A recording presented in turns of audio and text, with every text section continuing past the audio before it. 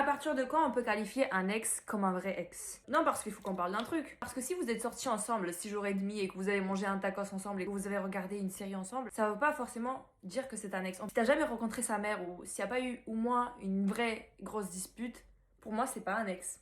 Pour moi un ex c'est quand t'as eu des drames, des messages supprimés, des stories visées. Pour moi c'est ça, avoir eu un ex.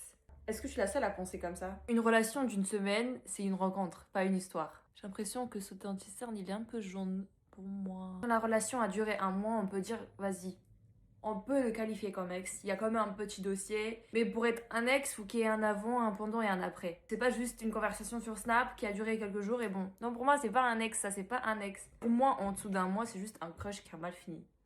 Si c'est une relation à 100% irréelle, c'est-à-dire sur les réseaux, tu ne l'as pas rencontré, tu l'as pas vu en vrai, désolé Mago, mais c'est pas un ex. Il faut aussi du coup que ces gens-là arrêtent de te qualifier comme ex aussi, parce que désolé, t'es pas mon ex, je suis pas ton ex. Pareil pour les relations quand t'étais bébé, quand t'étais enfant, quand t'étais en CM2. Comment ça je suis ton ex? MDR, même si on s'est parlé pendant des semaines, on était en couple, on se tenait la main à l'école, t'es pas mon ex.